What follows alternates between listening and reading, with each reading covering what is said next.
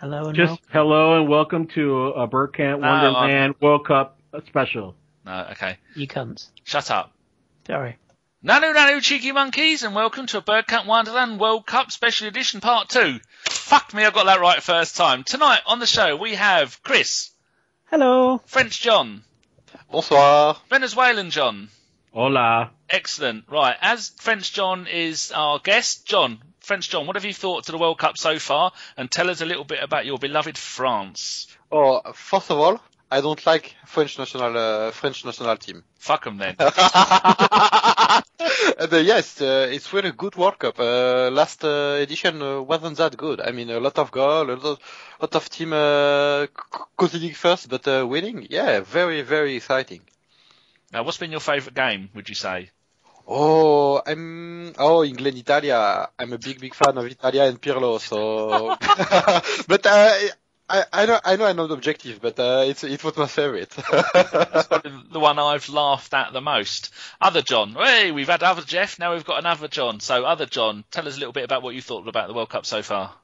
I love it. I think we've had only one down match that we can consider, just right down shit. Iran, Nigeria. Oh, absolutely. But besides that, I think, there's nothing to want for in this World Cup so far. It's been absolutely amazing. Every single game is just give. In case people are wondering, it's now 7:30 UK time. The Brazil game kicks off in half an hour, so it's Brazil-Mexico. So we've had John had a little bit, our John had a little bit of technical issues. He can hear us, but we couldn't hear him. And then I've had to reset the PC, so we're running a little bit late. So we might actually be doing this live as we're watching a bit of the Brazil game, which is a bit of a shame, so I wanted to take notice of it. Kris. One and only Kris. That's Kris with a kicking cur, not a curly cur. What have you thought of the World Cup so far and your favourite team, the US of A? Yeah, it's been brilliant, hasn't it? It's been really entertaining. I think a lot of people thought it might be a slow burner and with the heat and everything might affect things, but it's been fantastic. I think it's something like an average of 3.5 goals every game or something ridiculous, which has been brilliant. There's only really been one bad game the other night in Nigeria. There's only really been probably 2 refereeing errors, and they were in the first 2 games. Good old US of A. I've taken plenty of stick for turning my back on the English national team and supporting USA, but fuck them. I've thoroughly enjoyed it. As I sit here looking at Chris's avatar on Skype, he's sitting here wearing a fucking American shirt. You damn right. Giving it rock and roll. John's even lived there for most of his life, and he doesn't even fucking like them. I know. I have to go different. I've taken all kinds of shit, but I welcome it. I bring it on. So, French John, what team have you adopted for the World Cup? Is it Algeria? Is it Iran? No, it's got to be Algeria. I mean, how much? I really don't support any team, but I have 2 or 3 teams I just like. If they win, I'm happy, but that's it. I won't cry if they win the World Cup or anything. But Belgium. I spent a lot of time when I was a kid in Belgium. And, Mertens, he scored a fucking brilliant goal tonight. John, did you like that all the armchair critics at halftime were talking about how overrated Belgium were? Yeah, like Chadli, Dembele, Spurs player.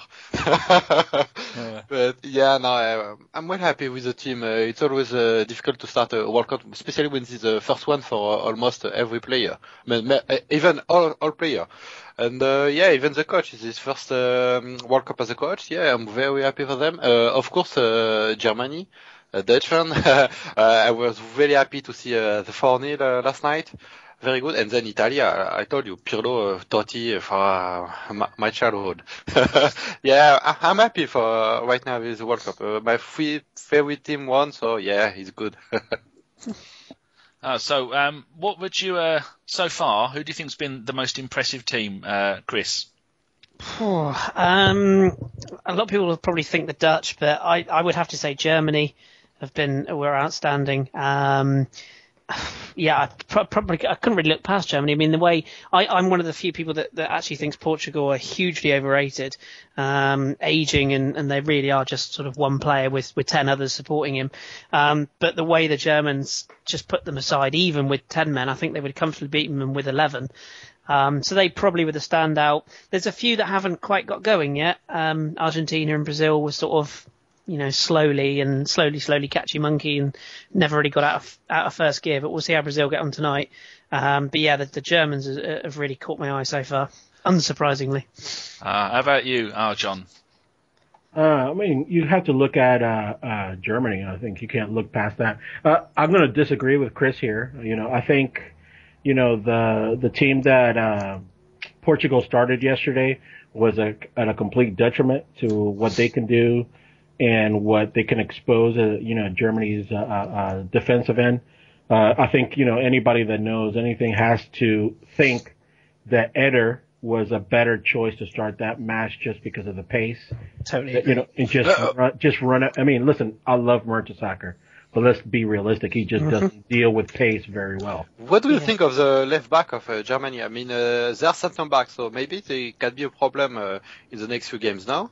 I think, you get beyond those two center backs, and I think you can have some joy against Germany, but their midfield and they're playing that false nine system.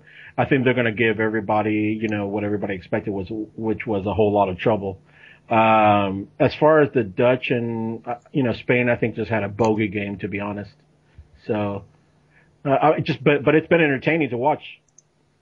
That was my, I would think, I think we should save the Holland. Oh, I knew I did that. See, it's like in my mind. Oh, even Wenger does that. Even the Wenger calls them Holland in French TV. Just say the Dutch.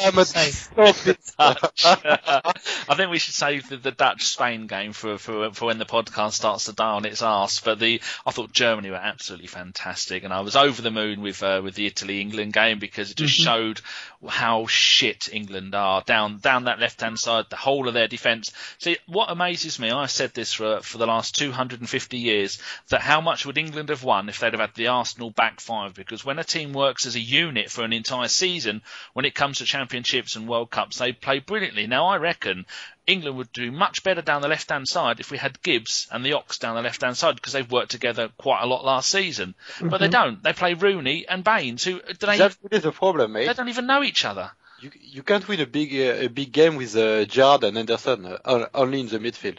It's impossible. In Liverpool, they have Allen or Lucas Leiva, right? Yeah. It's a 3-man midfield, not a 2-man. It's impossible.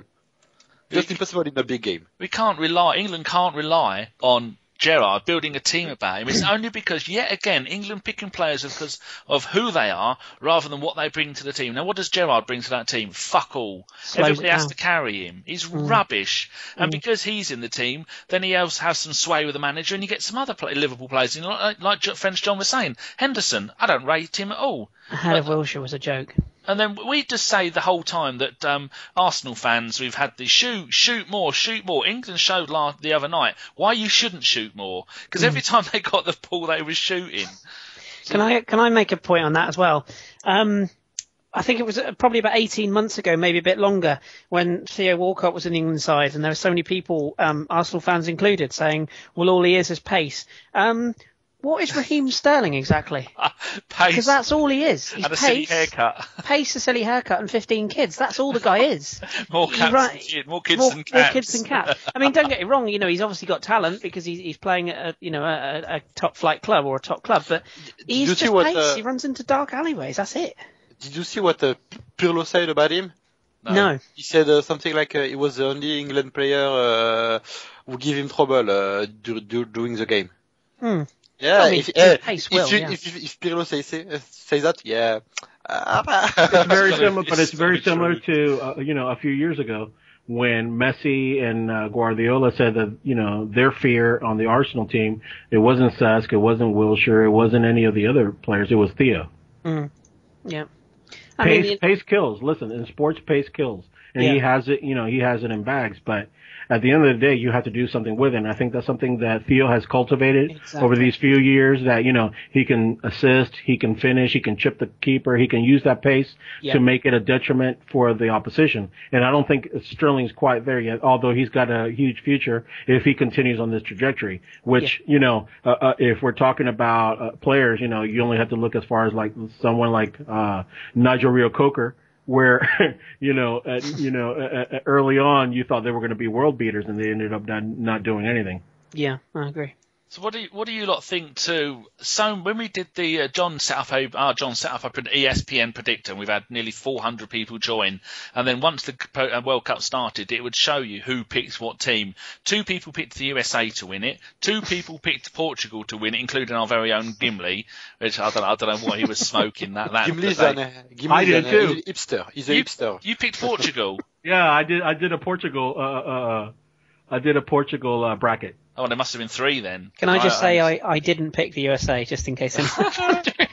But my point on this lot is, what do you lot think about Brazil? Because so many people picked Brazil. I mean, the majority was Brazil, Argentina, Germany, and Spain. I think they're the main 4 that people picked. But when you think the fact that Brazil have got David Luiz and playing at the back, I mean those the ones at the back with their hair, they look like the Hair Bear bunch from the 1970s cartoon. They just cannot, and they got their what's his name, the Dante. the goalkeeper. Julio Cesar. That's it, Yeah. Julio. God, this only just been up on the telly and I forgot. And he was rubbish in goal. So what do you lot think? We'll start with French John. What do you think of Brazil's chances of winning the World Cup at home? Oh, they can, but I'm not a big fan. Even Thiago Silva is like League One level right now. A French mate told me that a few days ago. I thought, oh fuck, you're right, mate. So I'm not a big fan of Gustavo and Paulinho together. I think Ramirez and Fernandinho would be much better. But yeah, with the ref in the pocket, they can do anything. Oh, dear, no, it was a joke. It's always nice. My friend Herman is Croatian. Bok to all Croatians. He must be pissed. He was angry because that game should have been 2-1 to Croatia. Because Brazil penalty was not a penalty, and Croatia's goal that was ruled out wasn't offside or foul. The foul of goalie, wasn't it? The third goal of Brazil, a foul of Ramirez, I think. Yeah. Oh, yeah. Just ridiculous. Chris, it's just too much. What do you think, Chris? Can they win it at home? Yeah, I mean, I was one of the people that picked them for no other reason. Sorry. For no other reason, really. Well, I say no other reason. For the main reason being, obviously, the home country does give you a massive advantage. Home support also. With the ref. With the ref. It really does. Excuse me. And the weight of pressure that's on their shoulders. Don't get me wrong. I hope I'm wrong. I really do, because I think it would be great to, for example, the Germans doing it would be great. I never thought I'd say that, but it would be nice to sort of have this European hoodoo sort of eclipse. But I just think Brazil, as much as they are creaking at the back, I think they've just got that little bit too much going forward. And like you say, joking aside, they will get refereeing decisions go their way, as they have done already. Tonight's game will be quite interesting, actually, because the Mexicans, whilst they're not sort of particularly brilliant, they have got some players that can cause them problems. De Santos for one. So it'll be interesting to see how that game goes. But Croatia ran them well, and they were right in that game until those dodgy decisions. And for the record, that Croatia goal should have stood as well. The no goal that wasn't given. There was no way a foul on Cesar. I'm not sure it was a foul. I think the ref said it was a hand of Holic. Oh, is it? Okay. Yeah. I mean, I didn't think there was anything in that. It's just sort of me being me, but I thought that was a legit goal. But I don't know. I just get the feeling that when it comes to I think also this Brazil side will get better as they go through, and the support that will grow for them. I just think they might build up a head of steam and be a... We had a big debate in France about maybe emotive stuff for Brazil because it's the first game in their country, and way too much pressure on them. Yeah, huge pressure, yeah. Al, John, being a South American yourself, what do you think about Brazil, and do you think they're, like I do, they're a one-man team? Well, I mean, just being in Spain, never mind South America, being in Spain, you have Marcelo and Dani Alves as your fullbacks. And you have, you have David Luiz as your unreliable center back pairing with Dante. 60 million, mate. 60 million euros. It's incredible, isn't it? Jesus. I just think that a team like Germany that has so much midfield power. Schweinsteiger didn't play yesterday. which is something that will, shocked by that. And Ozil playing virtually up front. Khedira is not 100% fit also. Yeah, he's not. But what I'm saying is, you get a game where you have to put up a Gustavo against a Schweinsteiger and a Lamb and an Ozil and a Khedira in the middle. I just find it very hard to believe that they're going to be able to have enough of the ball to make that forward line, which isn't impressive. I mean, listen, throughout the years, Brazilian will always have great attack-minded football. Mm-hmm. In these recent years, they've been able to kind of gel that midfield and defense together to go along with it, just to complement it, but it's still not a strength. If you think back to the mid '90s and the earlier, I can't see it. I can't see that they're going to be able to maintain enough of the ball to justify that back line and get it and link up well with that attack. Well, I'm looking at my final stages group thing, and I've had to readjust it because I've got Spain winning their group, which they won't now. The Dutch will win that group. So in the next round, Brazil will get the Dutch. And if they beat those, in the next round, they're probably going to get Italy, who are going to win the England's group. So they've got the Dutch, Italy, and then they got Germany in the semi-finals. Now, that is 3 huge teams for the Brazilians. I don't think the Dutch will win that group. You don't? Just going to put that out there. No, I don't. Chile will. Did you say Shiwi? I think in France it's Chile, but I don't know the Chile. Chile. Chile. I think John's right. Yeah. I think John's right. I don't get me wrong. I mean, the Dutch were impressive the other night, but I think they were as good as Spain were bad. And we said on the podcast what we recorded pre-World Cup, and I said at the time, whilst there are some talented players in that Dutch side, it is essentially that bloke we won't speak about, and Robin is their forward line, which is arguably as good as anyone's. But the rest of that squad is predominantly Eredivisie players. I mean, I'm a big fan of Daley Blind, but he was a player that couldn't even get an Ajax's team for half the season. They're not a particularly brilliant defensive side. They've got a goalkeeper that has only just come into the side sort of pre-tournament. That they are a sort of team that if Chile turn up on their A game, John might know more than I will, but they can take Holland or Netherlands, whatever you want to call them. They can take them. We're going to keep doing this the entire time. Well, what's going to happen? What I want to see is Vidal. Obviously, in the first game wasn't 100% coming off his injury. So a better Vidal, a more electric Sanchez. Yeah. With Isla and that group. Arangis. Yeah, I mean, this is the thing that I can see is, Chile doing Netherlands, Chile and Spain drawing. Yeah, that's what I think. And then it's all going down to that last match where it's all going to be about goal difference. Yeah. I agree with that. Poor old Australia are going to be the butt of everyone's attempts to score as many Poor goals Dom. as possible. Listen, my condolences to Dom. Dom, we love you. Yeah. But, and boy, did they fight, by the way. They showed some real... Good. They were great. That Lucas Neal. That lad on the wing, Matt Leckie, I think he plays for Fortuna Düsseldorf in Germany. He is lightning.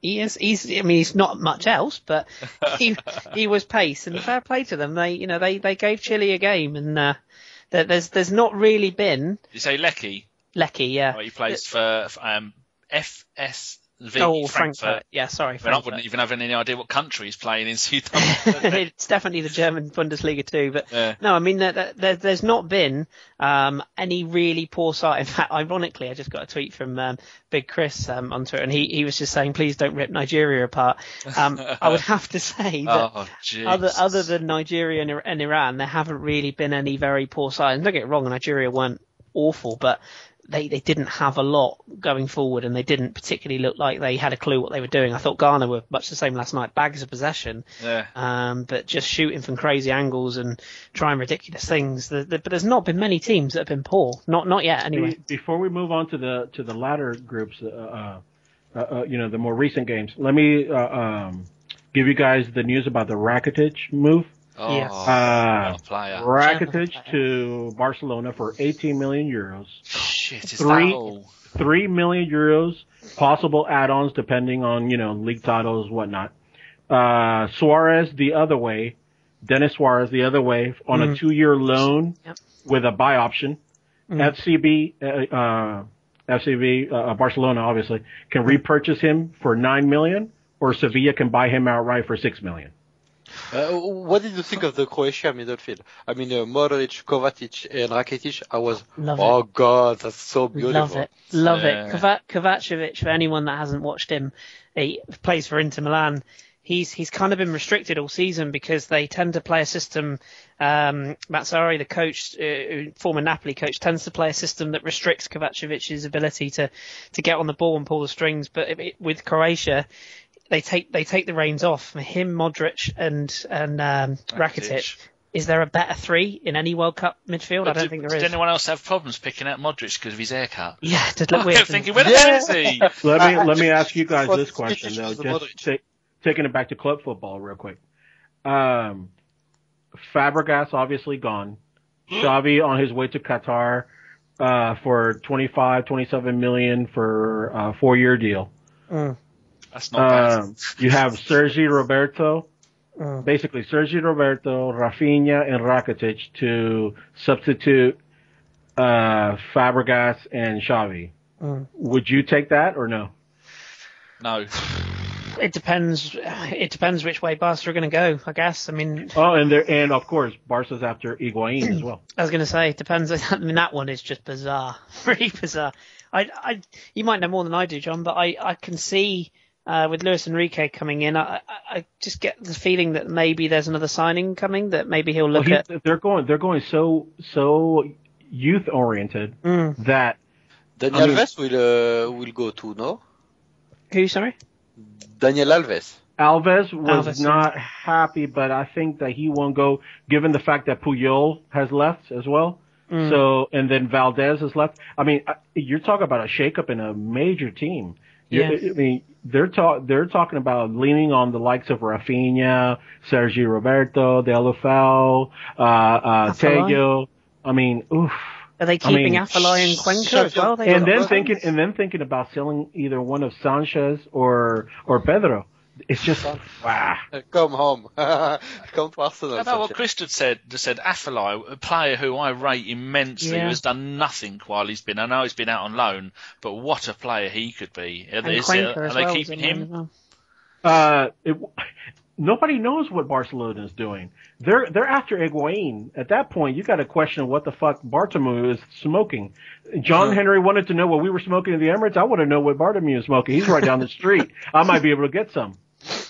Oh dear. So how's the World Cup been going down in France at the moment, John? Is it World Cup fever, or are they just? World Cup fever, especially after the 3-0. Even if I think they weren't that good. I mean, first half was very good, but Pogba should have get a red card at the same time as Palacio. I should have had 2 or 3 red cards. Yeah. And even on the penalty, I don't think it's a yellow card, you know? And the second half, I was happy with the goal line technology. It was funny, but it was kind of boring the second half. I don't know. I don't know what to think about France. I mean, if you watch the right wing, you have Valbuena. He don't like to defend. He can defend. You have Pogba. He doesn't like to defend too. And you have Debuchy. He can defend. He don't know how to defend. So, it's real. I mean, it's real. And, you have a really big, strong defensive midfielder. You have Rio Mafuba, but 2 difficult years. You have Morgan Schneiderlin, no big experience, only Premier League. I don't know. I really can't see France go after quarter-final. Seriously, I think the first big team equal defeat. Even Sweden, it would be difficult for France. It looks like France will probably get Bosnia in the round of 16. They were good against Argentina, right? They're very, very good. Yeah, it was quite unlucky. John, how's it going down in Spain, the World Cup? You got World Cup fever there? Well, everybody's a little bit like they were 4 years ago. An unexpected first match. They got to regroup. and go forward. They're going to play. It looks like they're going to play Pedro instead of Costa tomorrow, and there's talk about putting Cesc in as well.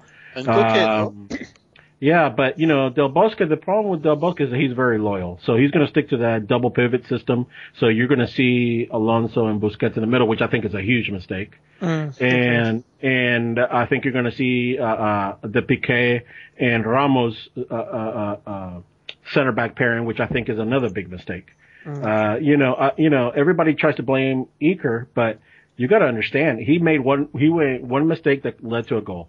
But the rest was just horrible. Horrible defending. Defending. The Dutch only had 5 shots on target. Yep. And all 5 went in. It's Absolutely just ridiculous. Amazing. So I think it's a bogey game, as we discussed before. But I think that the choices in midfield with that double pivot and that center back pairing. Listen, everybody, I think Piqué is one of the most overrated defenders there is. Yeah. He's so great going forward that everybody forgives everything that he lacks on the backside. Yeah, like Ramos, right? Yeah, I saw a crazy stat this morning, which really made me sit up and take notice. I can't stand him. I think he's an absolute cretin. But Arjen Robben was clocked at 29.2 miles an hour in that run that he scored that goal at. The guy runs as fast as a milk flat. It's mental. You rape Ramos and Casillas and Piqué and everybody. Yeah, but I mean, that just shows you how susceptible, and people are, and how speed can change a game. And I just think that Busquets in the middle at this point in his career, and with the downfall, quote unquote downfall, they're still one of the big 2 in Spain, but the lack of success Barca have had of late, this past year, I think just age is creeping in. That group, maybe Javier Martinez will start alongside Busquets, no? We want to bang our. For me, it should have been Alonso and Martinez from the first match. What are you saying there, Kris? Can me and John not bang our Anders Iturraspe drum now? So, if he would have been there, that shit the other day wouldn't have happened. I'll tell you that. He played in the warm-up game, didn't he? Against who was the team they played? I can't remember who it was now. Some average team. He just looks so good. He's just so composed he's not as young as people think, but he's not as old as some, Exactly. We're saying that, well, he hasn't exploded yet. But you have to understand where, what team he's from, in Bilbao. So, but he's a really composed player. He's got that pace that was lacking the other day through the middle. Agree. As someone who doesn't take over amount of notice of tactics, would I be right in saying that Barcelona and Spain both play the similar kind of tiki-taki football?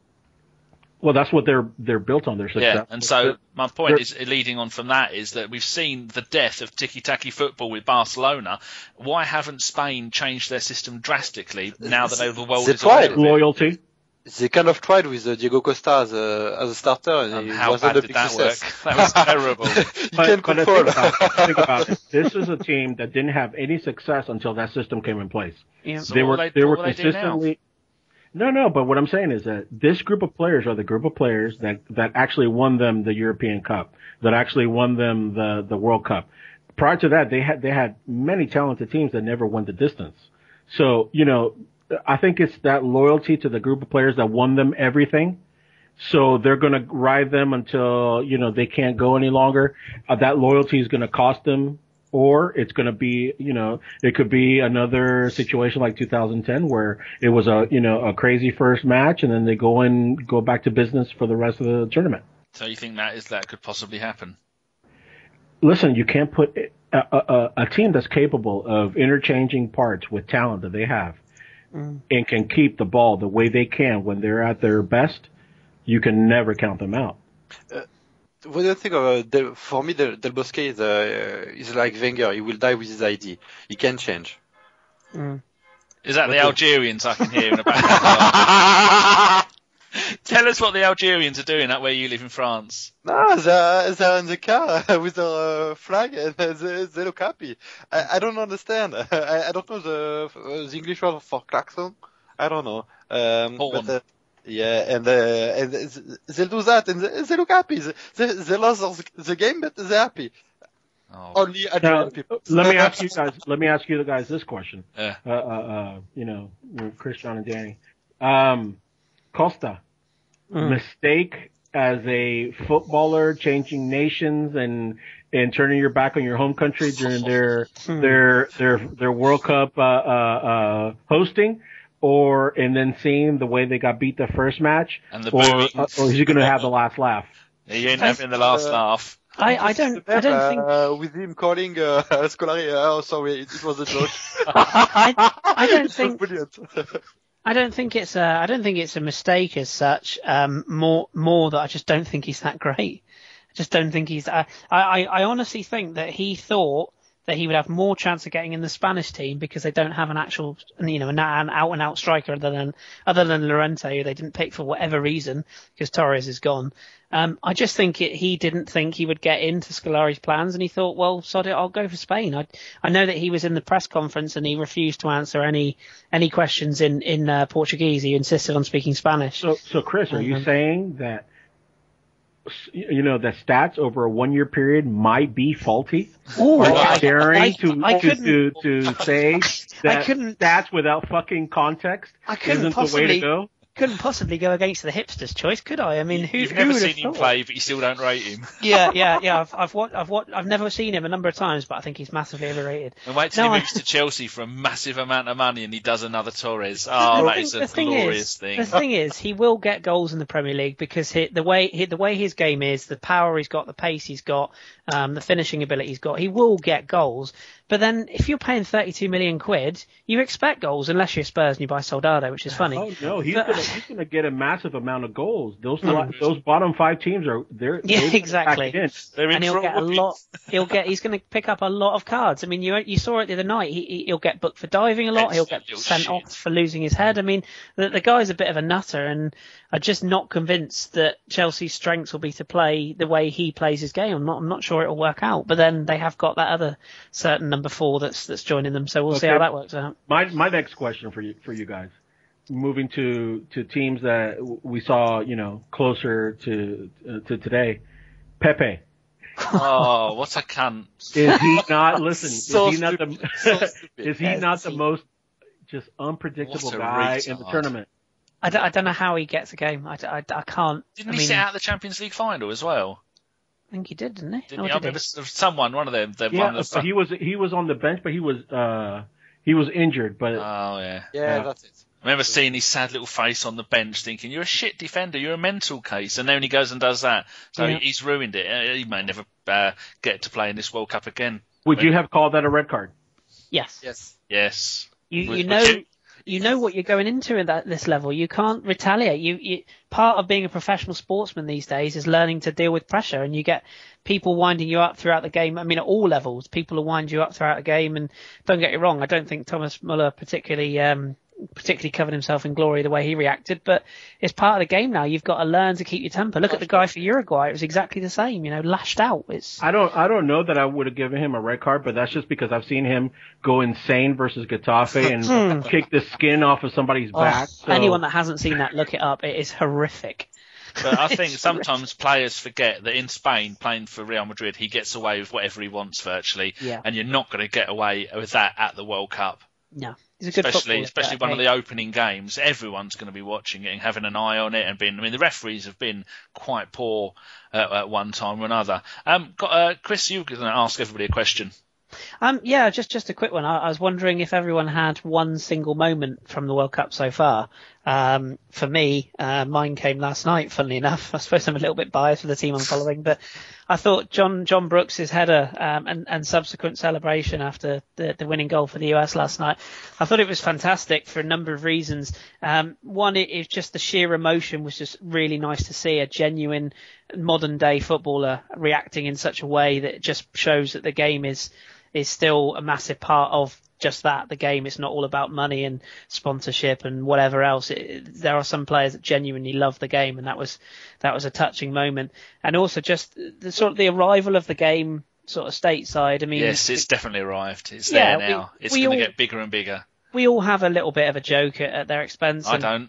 don't get me wrong. There are some US fans that don't help themselves by, some of the things they come out with, but it's one of those nations that really is growing. As a brilliant thing I retweeted earlier on, which is the sound levels of the US across the whole of the nation last night. And it's got like sort of little pinpricks of like the noise levels that when the goals went in last night. And it's massive.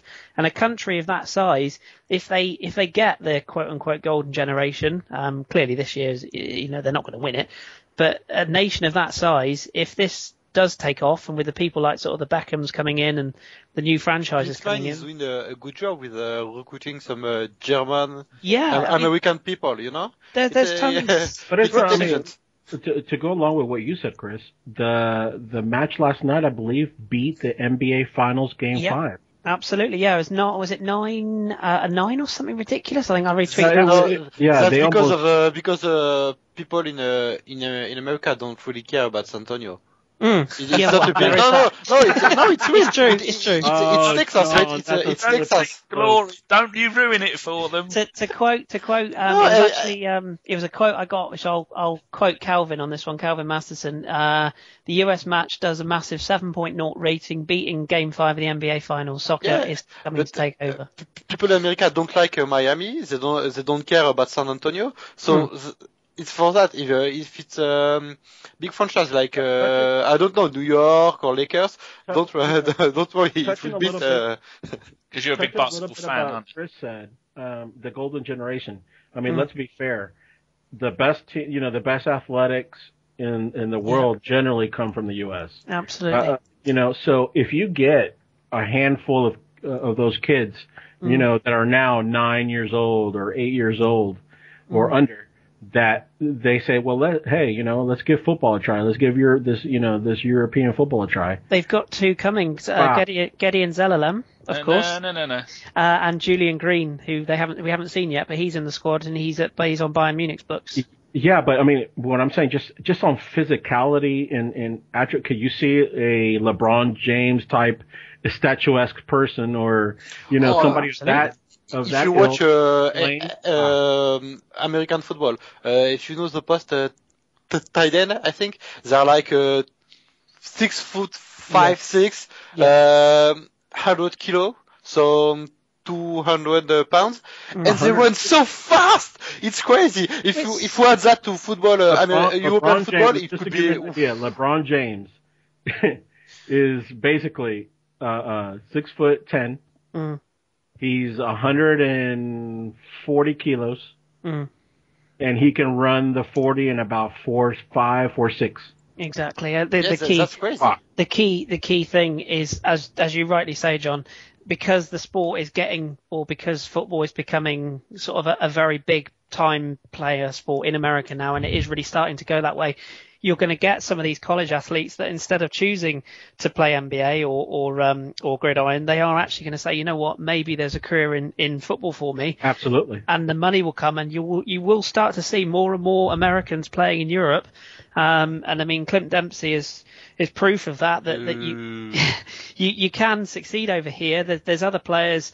Michael Bradley is another one. Didn't have his best game last night, but he was integral to Roma's last couple of years. There's a few others. I mean, I wrote a piece on Clint Dempsey a couple of years ago. Yeah. And we were linked to him. And if you see his background, that was the background of the of him being exposed to our type of football. Yeah, he was dragged up, wasn't he? Yeah. So, I think once it starts hitting that, that main popularity vein in the U.S., where it becomes a fad and it becomes a, something that, is an alternative to playing the other sports. Yep. I think once you start getting, just one or two or three of those athletes in there, and some success, it can really take off. I think there's three things. If anyone who runs MLS is listening at the moment, three things I think you should do to make American football right up there. First thing you need to do, stop charging and making a fortune out of the young kids playing football. Because I'm going to use an Americanism here. The African American population and the Hispanic population, who all probably love football, are finding it very hard to get into football because the amount of money they charge at youth level to go and play, expensive. It's absolute bullshit. You shouldn't do it. The other thing you need to do, move the calendar in line with the European calendar. And the third thing you need to do is have transfers. Scrap that draft bollocks. Yeah, absolutely. And you need to have transfers. You do those three things, and that will build on your. You're going to get through to the next stage of the World Cup, and you do those three things. You build on this, and then I'll tell you, within a decade, you're going to have a footballing powerhouse over there. Well, I'll tell you what. Listen, just following Arsenal since '91, from '91 to 2005, it was such a slow progression. But if you look from 2005 till now, it's been, very accelerated. So just with Howard and Friedel and the goalkeepers. John Marks. Exactly. Roy Wegley. Jeff but then Cameron you started talking about the like the Clint Dempseys and whatnot. Even Altidore and Sutherland, even though he didn't do shit this year, you start getting that exposure over there, and those kids will start taking it as a real possibility. Once that happens, it can really take off. And you wait till next season when New York City have Lampard and Villa playing there. Now, Lampard will hate him, but he will rip you a new one in MLS. And Villa, he is good enough, I reckon, for almost any Premier League team. And for them to go over there, I mean, you've already got Marcos Senna. He's at New York Cosmos at the moment, and he is scoring a goal a game, and he's on a fortune over there. But what about Telalem? Yeah. If he makes it at our club, that's a kid at 16 years old, making it at a top European club.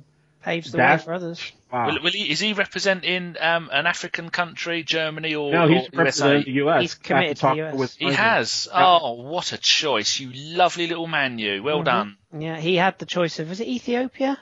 I think I think there's one of the, It was Germany, or USA, yes. Yeah, he's and like you say, with Klinsmann as coach, it helps because he can attract. I mean, John Brooks is from Germany. Julian Green is. There's another player. Escapes my memory now, but there's another one who's German born. I think it's Bez. It might be. Is it Besler? It might be.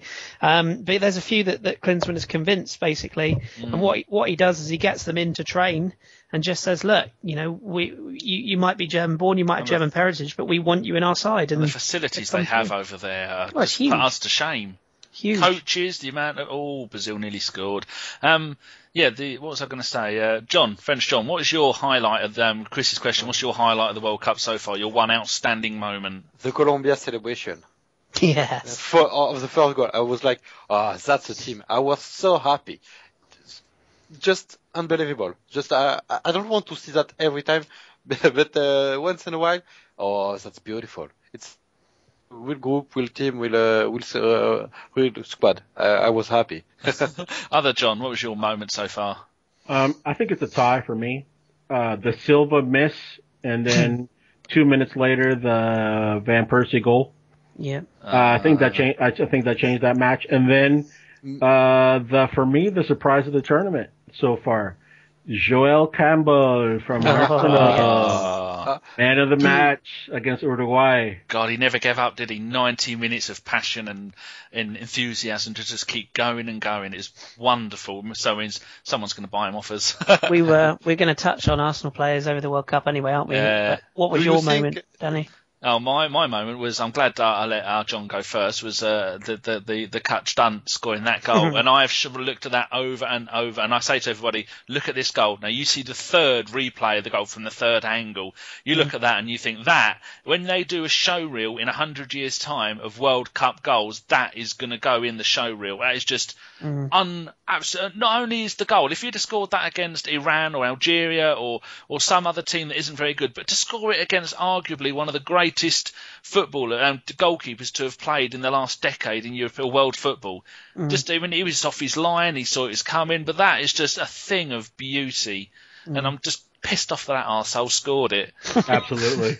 It was disgusting, and I really liked the look on Rooney's face when he was shouting to the bench that it wasn't working in playing on the left-hand side, and just fuck you, Rooney, fuck you, Gerrard, get the pair of them twats out of the team. You want to play Wilshere in the middle, and that's not just because he's an Arsenal player, but because and do you like Barkley? I love Barkley. Oh God, that's what I was going to say. Yeah, definitely. So I'd we heard of Barkley. Ross Quick Barkley.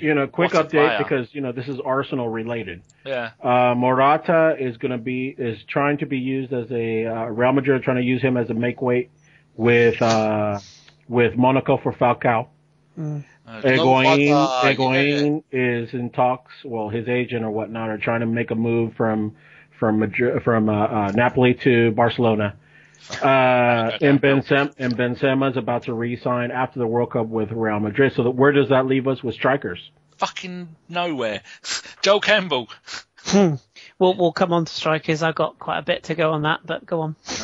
Ballo. Anyone Chris, else? do it. Balotelli. Yeah. Go on, then. Let's talk Balotelli, Chris. Well, yeah. I mean, there's been lots of players linked, and some people are starting to get on the high horse because obviously in Arsenal news this week, we've had a bit of a rough week. Let's be honest. We had the Spanish Judas decide to sign for Chelsea. Joking aside, I mean, all these people that have got their ass in a hand about it, it's business, it's life. £200,000 a week, he can fuck off. He was offered to us, and we said no, and we've said it a few times. So as well. Yeah, absolutely, definitely. we've got Mesut Ozil, we've got Santi Cazorla. We don't need Fabregas, and that does sound like sacrilege, but unless either of those two are moving on, we don't need him. Well, I tweeted the other day. I said if he's going to want parity with Ozil on wages, and then plus the transfer fee on a 4-year deal, he's going to cost us £60 million likely for a player. And the captaincy, for a player that last time he was here, it didn't work. You know what clinched the deal for Chelsea? They gave him a season pass to F1. Did they really? He's going to go to every single thing and miss all the important matches. Good. I wouldn't be surprised if they even did that. Did you see what Cazorla said about his future? Yeah, I have to watch after the World Cup, or maybe I will leave. I don't know. That's he just signed a new deal. I don't understand. He just signed. Because he wants a bumper deal. It's a beautiful, he wants more money. Okay. It's a beautiful segue because we actually had a question on the pod account today, which was from a chap who goes by the name of Herbert Chapman. I doubt if it's the real one, but he's at Herb Goonster. And he asked the question for the pod, any truth in the rumour that Santi wants to leave? Could it be that Santi is upset Wenger passed on Cesc? No. I don't think that is at all. And a few people have said today that I believe the quotes were in AS, in the Spanish press. AS, yeah.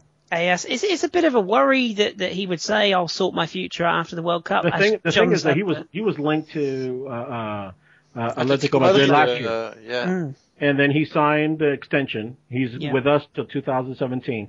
I just think, honestly, that he changed his game around this year a bit to be more defensive oriented. Yeah. He made a way for Ozil, and then he proved to be so pivotal at the end of the year, and then in the FA Cup final. Listen, he's not young. He's on the wrong side of 25, heading towards to be the wrong 29. side of 30 with our club. He's 29 now. Absolutely. That's it. So he wants more money, and what's he going to do with the more money? What's he going to spend it on?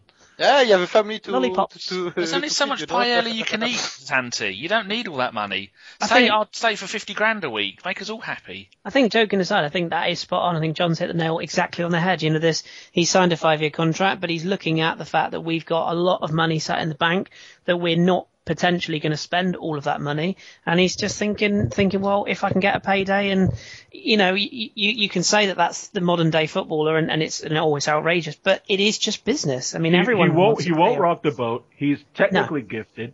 He'll provide experience. He's now an FA Cup winner. He listen, pay him the extra 10, 15 a week that he wants. Because we will look back and regret it if we don't. Totally agree. We've also had a week where we've seen, obviously other players that we've got both on our books already, and players that we've been linked with. We briefly mentioned Joel Campbell. Myself and John have got quite strong views on this, that people were talking about up in arms about how we should Vella's a bargain at 3 million and blah blah blah, and Griezmann, he's a wonderful player for 28 million. We've got a player already on our books that I've been saying for months. I've watched a lot of him in the for Olympiacos, and indeed for the national side. This kid has got a lot to offer. He's still raw. He's still a little bit decision making, probably needs a little bit of adjustment. And as soon as he comes into us, he'll be told not to shoot from the edge of the box as much as he does. But this kid has got raw talent. He's got pace. He's got power. He plays for Costa Rica through the middle, which would give us that option, almost like we have with Theo, where he can cover the wide positions, but he can play through the middle if we need him to. he's got essentially what we are trying to get out of Sonogo already. Everything we don't have up front, he has. Exactly. And John can tell us a little bit more because his first loan year was at Lorient. I'm not a big fan of League One, but it wasn't a success in Lorient. Gourcuff, he's a coach he was the coach in Lorient, and I think he failed with him. But I don't saw too much of Joel Campbell, but I don't know. I don't think he can be a starter next season. Maybe in a few years. Why not? We also Ramsey 2 years ago and this year. So, but I think we really need a left winger because Cazorla is not. With Ozil as a number 10, you have to have two.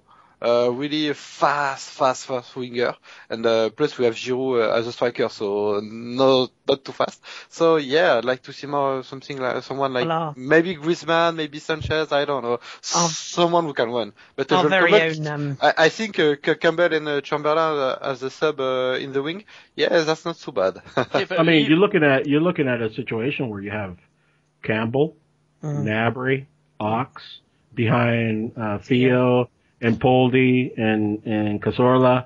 I'm more of the just to touch on what Kris said about Vela. It's been reported here in various outlets that there's been an agreement reached for like 11 million euros, which I think is like 9 million pounds, 8.5 million pounds. Yeah, that's to buy out his clause. Good. So we've more money. Absolutely. And then the 5 million that we're making off of Cesc, 5-6 million that we're making off of Cesc. That's euros, by the way, not pounds. That's wages, isn't it? That's wages for a player. Yeah. So I mean, I think we have the wings covered so much. Listen, you're not going to get everything you need every window. No. So. Yeah. You bring Campbell back. You have with a new physio, you have a more healthy team. Don't forget Theodid is CL, yes, and I don't think he will be 100% until quite a while. So I don't know, the first 2 or 3 months you won't have a really strong winger. You only have young. Yeah, but what I'm saying is, Podolski, Cazorla, he's not a winger. Come on. Campbell, Ox, Gnabry. Whether he's a winger or not, that's where he plays for the national team. Yeah. Even at the national team level. Podolski Germany is not the same as Podolski in Arsenal.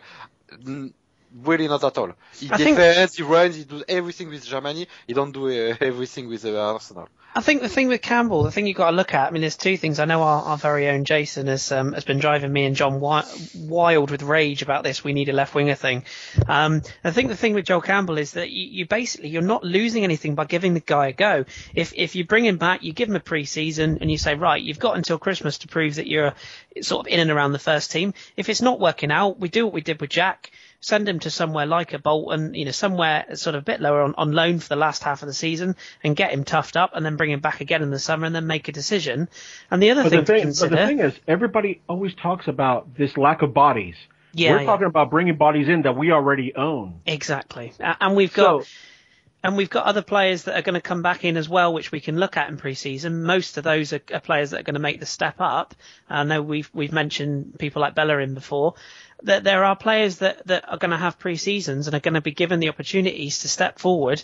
I know we'll probably touch on Aurier in a minute, but I'm not completely, well, not against, that's the wrong word. I'm not completely convinced that Arsene Wenger isn't going to have a look at Francis Coquelin as a right back. People have forgotten that he's out there. Danny, let me I'm not convinced. I wanted to ask Danny because out of everybody here, Danny is the most harsh on Wenger. And I wanted to ask you this question. Knowing that Joel Campbell has improved the way he has, and I'm going to throw my hands up in the air and say, listen, I saw him a handful of times on Olympiacos. I can only say his progression from Lorient to Betis was great. But that aside, Wenger himself has said that he's coming back. So you have Ox, you have Gnabry, you have Campbell, you have Santi, and you have Poldi. So I think our wingers, whether we like it or not, are taken care of in Wenger's eyes. Totally agree. Yeah, definitely. and if you look at our cash available, I think he's going to spend that on an actual striker and a defensive midfielder, and then kind of round off the areas that we need, right back, center back, if you believe the Vermaelen rumors, and the goalkeeper. Yeah.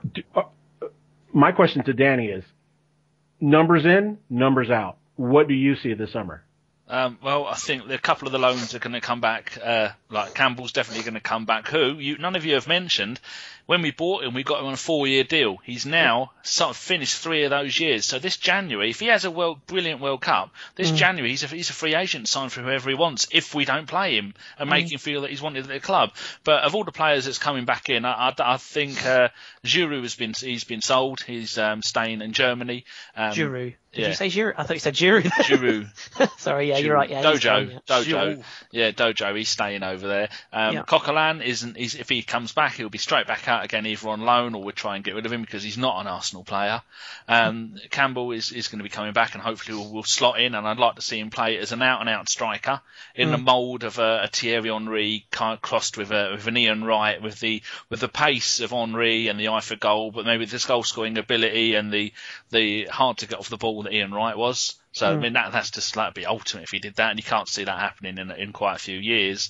But I can't see any other players that are going to come back to the club that are going to be doing anything of any note. We've got rid of so many. Like last summer, we're just getting rid of so much dead wood. And then I think we definitely need, because Vermaelen, he didn't even play for Belgium today, did he? No.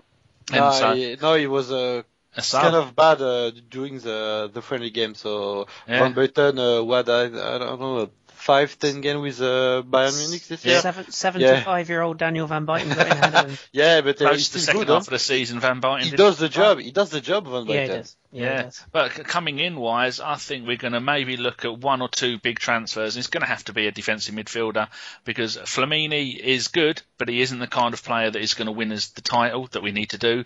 Arteta, well, we all know, unfortunately, he's given so much of himself for playing out of position, learning new skills and position-wise that, I thought Brazil were going to score then. And then we do need a striker. So how many is that? How many is that for you? Oh, that's hit the post. Yeah. How many have you got coming in? How many have you got going out? In fact, that's a great question, John. I would go round. I'd have to go and look at all the things, but I think coming in probably 3.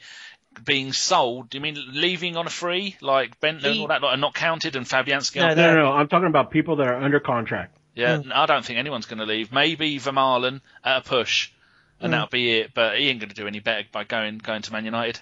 What do you think, French John? How many do you think in and out? Out, I think, maybe Vermaelen or and Podolski or Cazorla. One, just one, not the 2 of them, just one, and in. 2 starter and 3 sub. Yeah. And you, John? I think we'll sign a center forward, defensive midfielder, a right back, and I think that the defensive midfielder. Oh God, I forgot right back. Yeah, well, I changed mine to 4. Right back. Yeah, I think the defensive midfielder or the right back will be able to cover center back. Yep. I think that we'll take a stance against Vermaelen leaving, and he'll stay. And I think we'll sign a free goalkeeper who you and I both know who we lean towards, Kris. Yes, yeah, lad called David Ospina, who's been released. He's on a free from Nice. He's a really good keeper. He's the first choice for Colombia. So anyone that hasn't watched Colombia game, get your stats out. He'll probably drop a clanger now I've said that, but he's available on a free. He said he wants to play Champions League football. Don't we all? Don't we all? I think he's 20, I believe he's at 27, 28, so he's in the right kind of age group. As a goalkeeper, what you need 1 main goalkeeper and you need 1 up-and-coming goalkeeper, in which we have in the Argentinian Martinez, who had a very good spell at Sheffield Wednesday last season, and he, for me, should be the understudy, and then the extra, he won't want much money and extra wages, and he's a very good young player. If we put ourselves into Wenger's shoes, then he'll likely choose Martinez. Hopefully. Yeah. But I think the one thing I would say, though, is that Fabianski, in my opinion, I've got no proof of this, I think Fabianski made Szczesny a better keeper last season. I really do. And I think that if you bring in, particularly like on Ospina, for example, a genuine competitive number 2, that is looking to play games to keep his national team space, etc., I think that pushes Szczesny to be a better goalkeeper even more so. I just think if I had the choice, don't get it wrong, Martinez would be definitely my third choice, or the one to come through next. Maybe the Carling Cup keeper, for example, but I would probably be looking for more experience in that department myself. I think it would be nice for Szczesny to see that Wenger doesn't want to get someone in to push him by going, I think you're doing right on your own. I'm not going to get someone in to push you. Let's look at the alternative, lads. There's reports here that Victor Valdez's people talked to Monaco, didn't like the responses from them, and that he's looking at an Arsenal move. So if we're talking about free keepers or young keepers or whatnot, let's look at the alternatives. I think I would choose anybody but Valdez to come in and fucking be our second choice. What kind of mentality?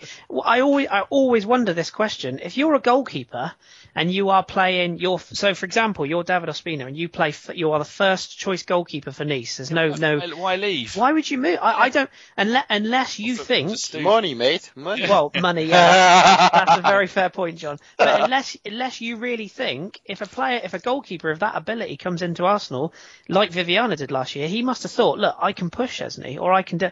And the truth is, they can, because Fabianski dislodged Szczesny. Okay, it was a very short period of time when Szczesny was out of form. But if a goalkeeper thinks that he's good enough, then every year he's injured for 1 month, maybe 2, or not in form for 1 or 2 months. So he knows if he comes, he knows he will have a chance, and if he's good doing this month, he can do something. And you've only got to lose your first choice goalkeeper to a serious injury, and it has happened before to clubs. It's happened to us before when Alex Meninga came in for Seaman all those years ago. You only have to get an awkward fall on a shoulder or a clatter to the face, or Peter Cech 2 injuries in a row with Almunia and Fab for fucking Szczesny to come in and get his chance. I mean, look at Peter Cech, how often he's been out for 2 quite big periods. If we're in a title run, sort of January, February time, and we've only got an inexperienced Damian Martinez on the bench and Szczesny goes down with an injury, can you imagine what people will say? I think you've got to strengthen. Szczesny heals like dog. Anyway, we've been doing this for nearly an hour, Kris. There was one more thing you wanted to bring up about the World Cup, wasn't there? Was there? What was the other thing I was going to bring up? You just put it in the group thing. Go on. No, John, yes. Yeah, John. I have 2 questions. The first one is, what do you think of the French national team, and what the men thought in your country about this team, Danny? I've just seen why I thought it was Kris who. Of course, it says you there, doesn't it? Yeah, sorry, it was you that wrote it. I like the French national team. I always have liked them. No, what did you thought of the game?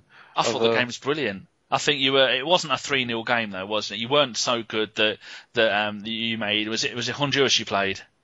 Yes. Yeah, I don't think it was and you look at the result, you got 3-0, must have been a bit of a mauling. I think Honduras went out there to ruin France, ruin the game, ruin everything, but they were very hard defensively, and that 3-0 I think was a very good win considering how hard it was to try and beat them, but they had no intentions of coming to the World Cup to try and do anything other than kick people and try and get draws.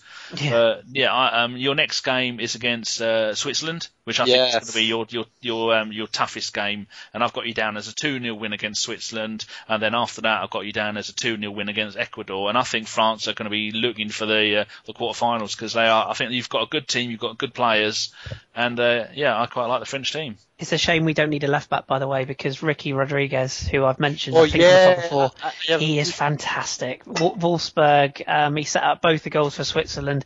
He is a beast. He's an absolute beast. It's just a shame he hasn't got a right foot. We did. I remember what it was we were going to bring up briefly, Danny, just to cover all of the transfer targets. We wanted to have a quick mention of Serge Aurier. I'm sure there's a lot of Arsenal fans suddenly became Ivory Coast fans for one night the other night. God, he was good, wasn't he? I mean, yes and no. I'm going to be a bit controversial here. A little bit too much of a winger rather than a defender, you mean? Yeah, I mean, don't get me wrong. I think it may have been John that mentioned it in the WhatsApp group, but you can coach that sort of thing. You can't coach raw pace. You can't coach the ability to... crossing ability, though, is exactly. Wonderful. I mean, the thing, though, too, is the system. Yes, yeah, I agree. You know, if you put him next to Mertesacker, Mertesacker's going to be fucked. No. But what I'm saying is, if you give him a good, a preseason with Mertesacker, and you teach him a system where, he's more defensive oriented, he's adaptable. He's young enough that he's adaptable. He's got the physical skills. What he has over Jenkinson is the ability for the link-up play, the deadly pass, and be able to assist or score. You can't teach that. You'll be happy with the 3 right back between 19 and 21 at Arsenal, with no Premier League, with no Champions League experience. I think really. I You'll agree be happy with Aurier, 21. I agree with John on that 21, one. Bellerin, 19. Seriously. I think it's talent. Yeah, talent. But in my opinion, he needs someone like I told you before, Lichtsteiner, the Swiss guy. So someone. But he's not. But he can defend. He can defend. He has some experience. You need someone like that, and then a young guy on loan. Aurier plays center back. That was his first position. No. He didn't play center back. He played center back. He played center back 7 times last year. I saw 4 of his matches that he played center back. He was very good. For the 3-5-2 system, he played on the right as a center back. It's not really the same. It's not purely center back. It's an inside right. But he has more defensive ability and more defensive know-how. Don't you say something bad about Jenkinson. Fucking Jenkinson. You bar swine. The one thing I would say. Lawnmower. The one thing I'll say is that both Johns have got both valid points before we come to blows. Yeah. The 2 things that Aurier would be useful for having Jenkinson as a starter. Having watched him quite a lot for Toulouse last year, that the one thing that his tackling, generally, he's one of those players that he's got so much pace that if he does cock something up, he's got enough pace to get back and block it. And a lot of his tackles are not always slide tackles. They're a lot of them are last ditch. They're not really sort of reading the game. I totally agree with Venezuelan John when he says if you get a Koscielny and a Mertesacker, particularly a Mertesacker, to just get hold of him and rein him in a bit and just say, look, we go forward as one, we come back as one. Bit of string, that'll do it. The ironic thing is that for the last 7 years we've had a right back who can defend brilliantly and can't cross for shit, and now we could be looking to sign somebody who's completely the opposite. But actually suited for the fucking system that we run. Absolutely, yeah, amazing. Absolutely. No, let's just stop now. Kieran Gibbs on one side and Aurier on the other side it is mouth-watering. And again, if we sign a DM, as we've been banging on about all summer, if we get that player that has got legs and energy and bags of effort, who's sweet, a Gilberto Silva, if you've got that player, your fullbacks can go walkies as much as they like because you've got that player to fill in the gaps. If you haven't got that, no, we can't have Aurier and Gibbs on both wings because we'll get destroyed. Kris, let me ask you this question. I think a lot of this, defensive duty situation with the fullbacks has been overblown. Yep. What do we have over on the fucking left back position that is so world class defending that we're trying to look at our right back position that defensive responsibilities is our first task? I totally agree. We've got Kieran Gibbs is a converted left winger essentially. And Nacho Monreal was signed as at the time was arguably the best attacking Spanish left back before Jordi Alba sort of took that mantle. Thinking that Gibbs was going to be out regularly, and since then he has actually not. And so let's not pretend that over on the other side of the field we have these defensive stalwarts that were as 1-2, and that our left back position, our right back position all of a sudden would become a weakness. Right, save some of this for Sunday, because from now on the rest of the World Cup pods are going to be me, John, and Kris, because we watch all of the games plus one other. So we've got Russian Anna. She's lined up to come on. We've got Bryce, who's American. We've got Canadian other Jeff. He's going to come on, and we never know, we might get French John on again. Before we go, John, would you like Kris and John to answer that question about the France game? Yes, why not? And I have a really, really quick one. Okay. Take it, Kris. Yes, go, Kris. Go on, Kris. What do you think of the France game, the 3-0 against Honduras? I was impressed. John happy. Make him happy. No, I was impressed. Again, sorry to sound like a broken record, but I do enjoy League One, and I do follow it quite avidly, and I love my Lorient boys, so I enjoy the French. Do you follow French weekly football? I do, yes. Yeah, they're good. I'm a big, Jeremy is my mate. He's good. I'm really good. I'm really good friends with Andrew, who's on there, Andrew Gibney. Not as good as SM Khan. We're back in the top league. Champions League, here we come. but to answer your question, yeah, they impressed me. They've got a couple of players. I mean, Karim Benzema was fantastic. I mean, we know that, but his work rate. A lot of people say, oh, well, if he comes to Arsenal, he'd be lazy. That's utter bollocks. The guy's work rate is fantastic. I have a little bit theory about him. It's you have to sign a last contract. He's 27, only 1 year in this contract. Yeah, he's working hard every day to get a big contract, and then I'm lazy.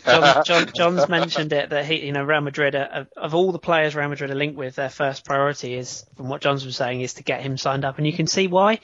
The other player that I absolutely love with the French national team is Blaise Matuidi. I just think he's just got everything that we could kind of do with. I know he's obviously Fuck me anywhere. If we could sign him. He's an absolute beast. But they really wins a lot, but with the ball, he's not that good. No, he's not that, but he does that job so well, that sort of water carrying. He's almost, the identical replacement for Makelele, but with arguably more technique. But I was impressed with the French. I was keen to watch Griezmann and sort of see how he adapted to that system, because the Sociedad system, the French system, is quite different. I thought he fitted in well, and he didn't seem to be overawed by it, which he's was definitely going to be he's going to be a star. Maybe not a world-class player, but he's definitely going to be a star. He's definitely got a very good future ahead of him. And I see Liverpool sniffing around him, which is a bit his best option is to stay where he is, build on two seasons of successive, more appearances, more goals. He's got 15 last season, 7 the season before that. Stay there. The one thing I would say is how Mamadou Sakho gets in ahead of Koscielny is beyond me. Oh, it's a bit. My friend Hauclair made a little article about Kos in France, and he was like, you just don't know him. When you watch Arsenal, it's a big game. Liverpool, Chelsea, Man United, Munich, and we lost 6-3, 6-0, 5-1. So yeah, I understand why the French people think he's shit, but it's way better. Varane had 15 games this year. Senko maybe 10. So Varane is the sort of player. Varane is the sort of player that if Vermaelen moves on, we need to be looking at somebody. When Madrid got Varane is going to cost anywhere in the neighborhood of 30 to 35 million. Oh yeah, don't get me wrong. I'm not saying Varane because there's no way you'd get him out of Madrid. What I'm saying is that if Vermaelen moves on, if we do decide to sign a centre back, I'd love to see us go out and find a young player like Varane was when Madrid get him. Look for somebody who's got talent, who's going to come through in the next 4 or 5 years and get him. The German Ginter or the Swiss Ginter, yeah. Ginter is hugely talented, but there's talk Bayern Munich is sniffing now, and we all know what happens when they start sniffing. Good night. Yeah. And John, about France? I love France. My surname is French. My dad's family's on his dad's side is all French. So I love a France side. I've supported them obviously for a long time. Didn't choose them this year because I'm a cunt, but no, listen, I love the Benzema. I think he's just Giroud with more pace. I nearly scored. Giroud with more pace and a little bit better technique.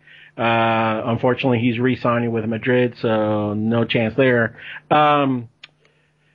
Griezmann, it's not that I don't like Griezmann. I just don't like Griezmann's transfer number, his transfer fee number. Listen. $12 million for him is way too much. Yeah. France can do a lot in this tournament if they can sort out that defense. Yeah. If they can sort out the defense and get the right combination in the back, they're going to be very tough to stop going forward just because they have pace. They can insert pace. They can insert technicality depending on what the match asks for. So if you have runners going off of Benzema like a Remy or a Griezmann or something like, of that sort, they can be very, very dangerous. So yeah, I like France's chances. I've stated from the beginning of this World Cup, if you see all my picks, they're all European picks. I think they're gonna break the mold this year, and a European team is gonna win the World Cup this year. And about that, my last question was, what is your good surprise for this first? All team played. I think only maybe Korea and Russia didn't. Korea and Russia. That's And it. what's your good surprise and bad surprise?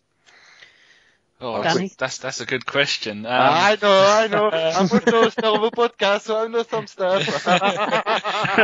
Thinking on your feet. There's two that I was quite impressed with. I would say the Swiss, with their never say die attitude. I thought they'd roll over and be shit the entire tournament.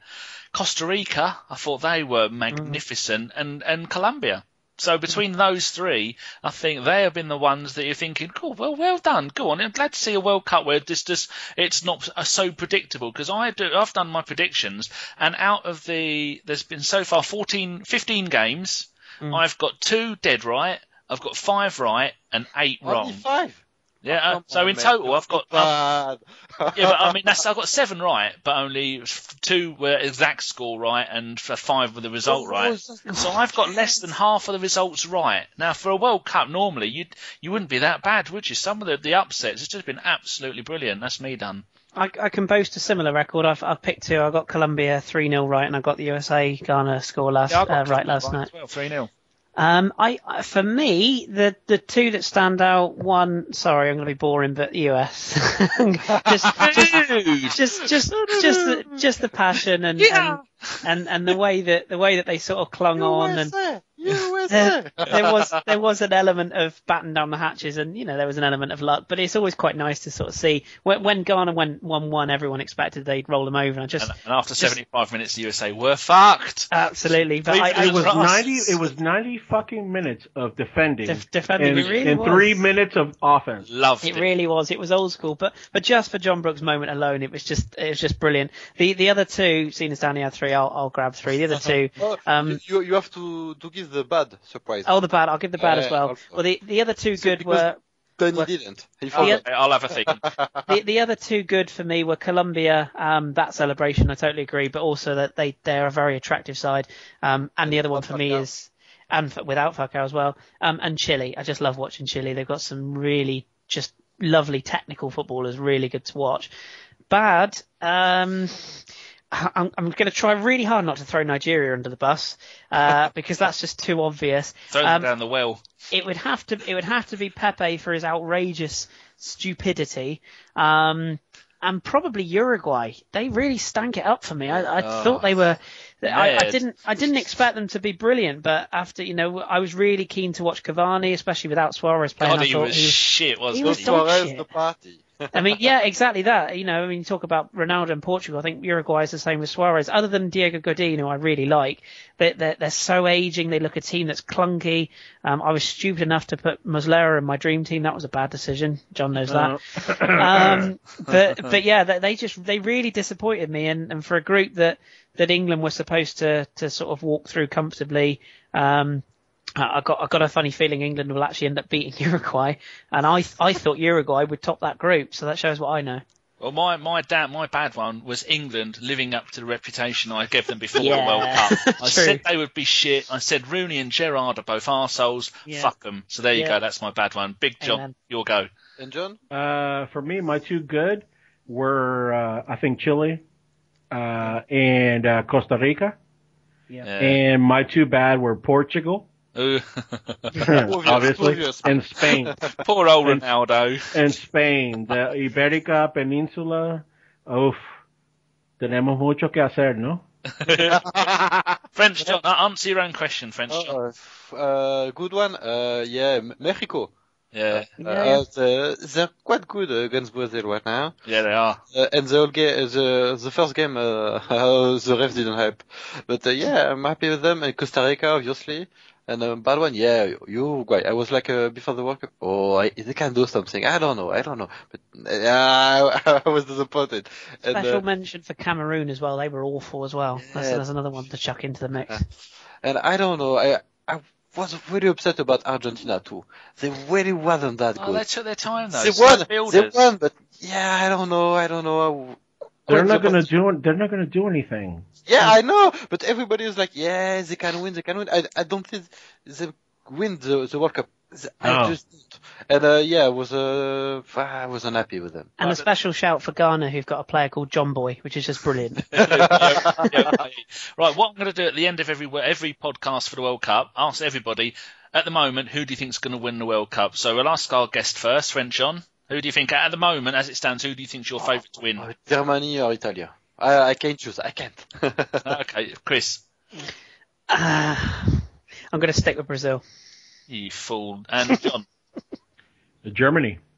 Me too. Germany all the way. Right. Now, this has been an hour and a quarter already, and we said these are going to be 45 minutes. One last thing. At the end of this podcast, you're going to hear we have a reporter live at the World Cup who is Christopher Herland, who I've pronounced his name wrong.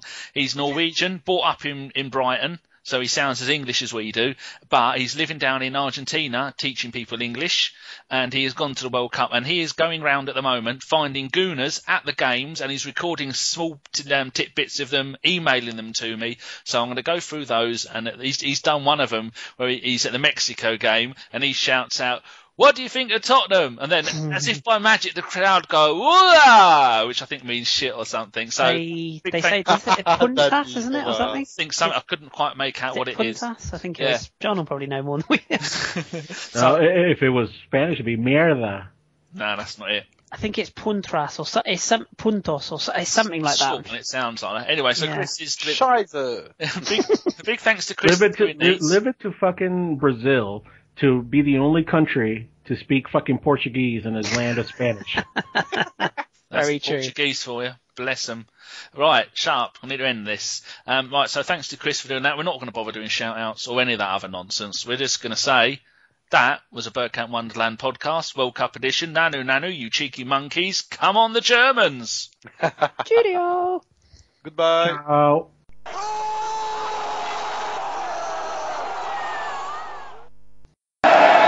What do you think of Tottenham, Mexico? Get out there.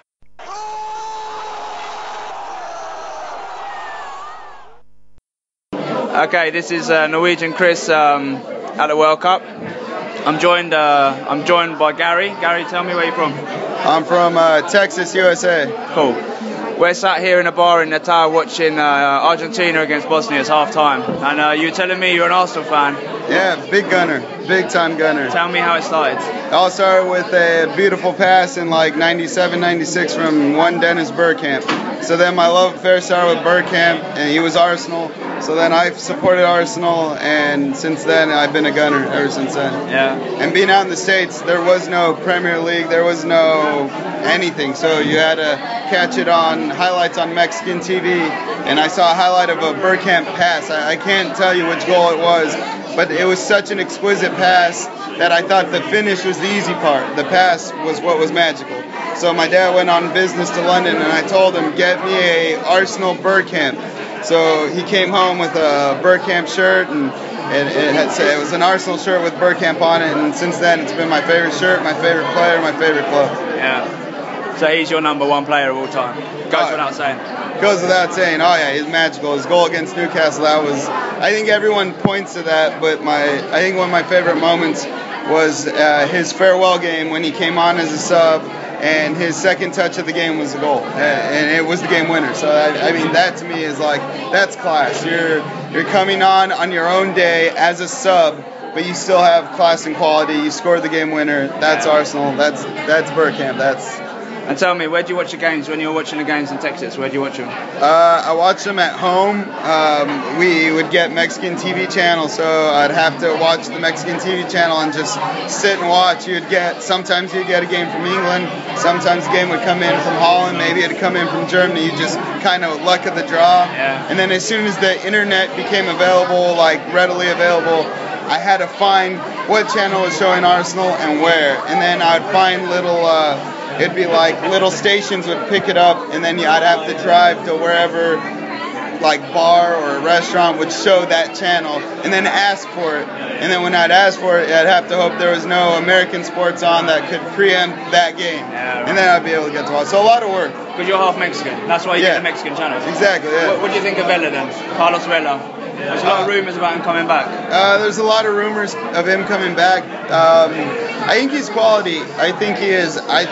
Maybe now he's better prepared after he left Arsenal, went to Sociedad. Maybe now coming back, he's ready to go. I thought at the beginning with Van Persie in the team, he wasn't going to supplant Van Persie, especially because you got another special Dutchman who unfortunately went to some other team. I forgot their name at the moment, but yeah. So I don't know. It would be nice now, but at the time it was right for him to leave. What else do you think we need then this summer?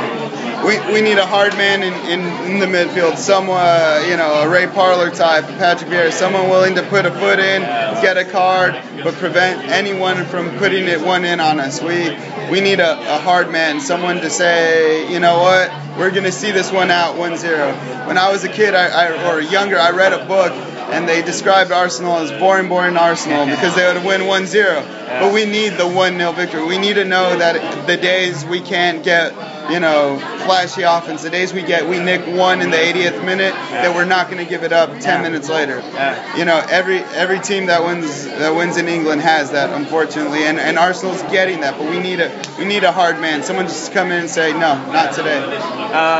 So the World Cup then, who are you supporting? You're half Mexican, half. I'm half Mexican, half Bolivian, born in America, but I think I'm Dutch. So I'm a soup of many different nationalities, but it's that whole think I'm Dutch part, because that affected my brain, which affected my heart, so I'm pulling for the Dutch. You're gunning for the Dutch? Oh, yeah. Since Bergkamp, I've been gunning for the Dutch since '94 when I first saw the Oranje, so. It's a worst case scenario, Holland against Mexico, Holland against the United States in the final. Oh, easy, Holland. Yeah? Holland all the way, yeah. You're watching the games in Texas. What time do you have to get up in the morning? The earliest game I have to get up at 4. I guess that's what you guys call lunch or tea time kickoff. So either 4, 7, and the late game's at 9. So early. Yeah, so early for us except for the 9, because 9's kind of like I'll be up by then, but 4 or 7 definitely early. It's a tough life being an Arsenal fan. It is, especially when you have to work really hard to be an Arsenal fan. I'm not from London, so I'm not born into it. I came in when you had to search before the explosion of the internet, so I really had to search to be an Arsenal fan. So anyone who tells me I'm not Arsenal, I can't accept that as an argument, because I had to work bloody hard. I had to work fucking really hard to find Arsenal, because back in the day in the States, no European team, especially not soccer, what we call soccer, got any TV time. So I worked fucking hard to learn about Bergkamp, Vieira, Ljungberg, Pires, Henry, Parlour, fucking reading Nick Hornby books. Like, it was a lot of hard work being an Arsenal fan. Being a gunner is hard work for me. Yeah, you were saying earlier, it's pot luck, wasn't it? If you get to watch a game on TV, if you get an Arsenal game live, it's pot luck. It is. You get Arsenal some days. Some days you get United. Other days you get fucking, Newcastle.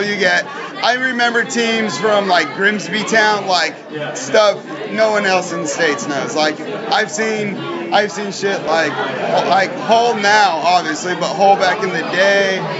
Fuck, man, I've seen Wolves a million times. I saw Millwall back when they're in the top division, top flight, I guess, as you guys would say. So, yeah, hard work being an Arsenal fan. Luck of the draw. Total luck of the draw. But not Bergkamp. He's not luck of the draw. He's Arsenal through and through. But he was class. He's class. You saw the class and you wanted to be a part of it. No, class rises to the top. And that's Bergkamp. That's Arsenal. People get mad because I support Wegener even to this day. But you try replacing Bergkamp, Henry, Vieira, Ljungberg. I mean, Petit, you replace those guys.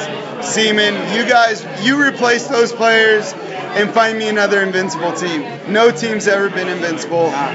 Arsenal has. No one's going to repeat that. You replace those guys, then you can yell at me about how much Wegener sucks or how bad Arsenal is. But until your team's invincible, fuck off. Yeah. Straight up. Tell me, you're on Twitter, yeah? What's your Twitter name? My Twitter name is @Van_KEW. So that's @Van_KEW.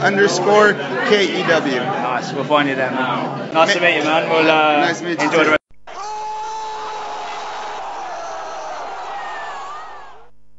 Tell me, what's your name and where are you from? Steve from Panama.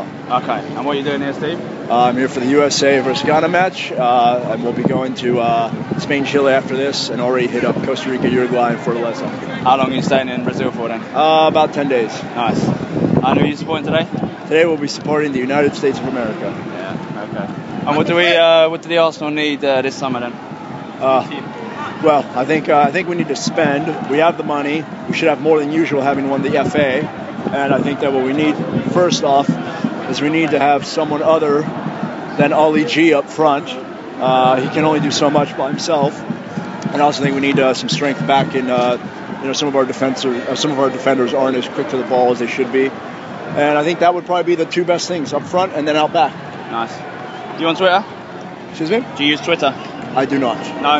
Okay. Well, we can't find you on Twitter then. But it's nice to meet you. Likewise.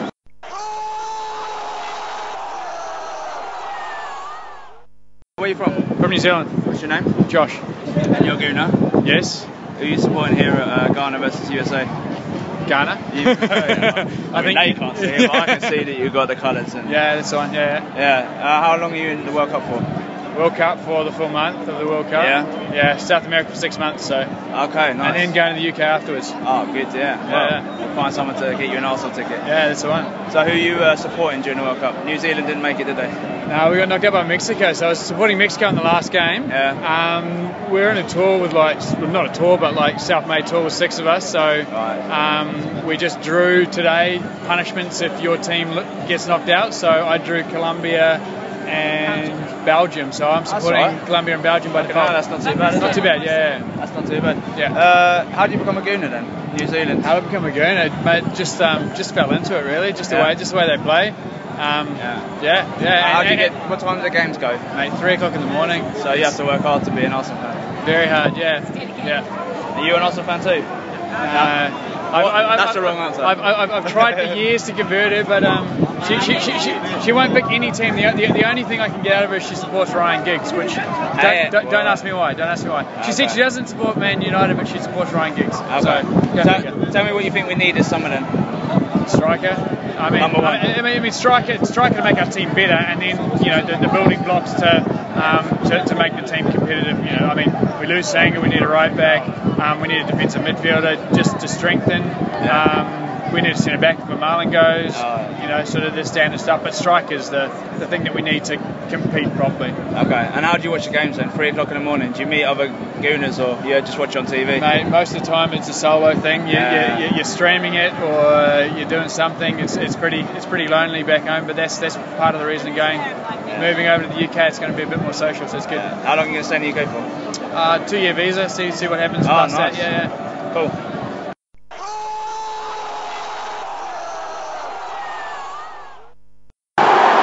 Get in there, Chrissy Carpenter.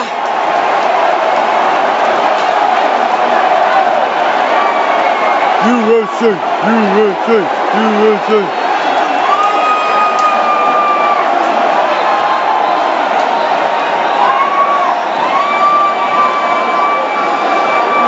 You know that Clint Dempsey used to play for Tottenham, don't you, Chris? You can't have celebrated that goal very loudly.